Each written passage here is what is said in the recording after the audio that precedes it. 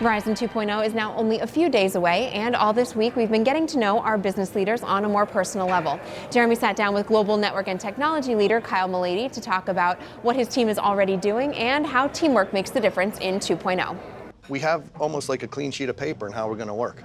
We're working on a whole bunch of brand new technologies, and you can go out and learn those technologies and then figure out how do you take those learnings and how do you apply it and see something in the real world come out of your work. And there are so many different and new technologies coming to bear right now that if we leverage well, we can really win in the marketplace and do great things for our customers and really bring new and exciting capabilities to the market that, well, frankly, it will change people's lives and how people live. Whether you've got 2 minutes or 20, you can watch all the videos with the leaders on the web. Now, next, the Los Angeles Police Department puts on a yearly race, the Baker to Vegas race, which runs from the Los Angeles area to Las Vegas. It's 120 miles long through the desert, day and night. At Verizon, it's our job to keep them connected. Curtis Mentz shows us how. We're here in Inyo County, just outside of Death Valley, California, where over 6,000 law enforcement professionals are competing in the Baker to Vegas Challenge Cup Relay.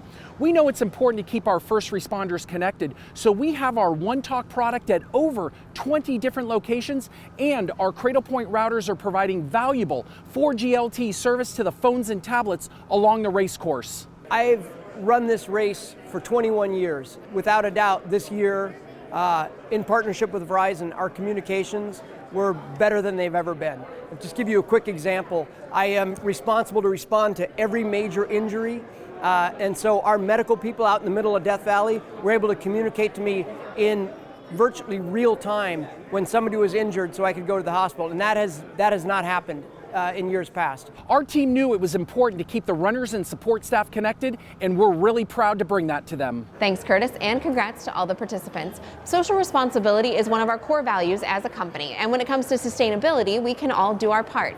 That's why we want to remind you about Earth Hour, taking place this Saturday night at 8:30 p.m. local time. You're encouraged to turn off all your lights and talk about why it's important to preserve all of the great things the Earth already has and how we can make it even greater for future generations. For every hour pledged, Verizon will plant a tree in honor of your commitment. All the details are on VZ Web. Well, that'll do it for me today. Have a great Thursday, everyone. Until next time, you're up to speed.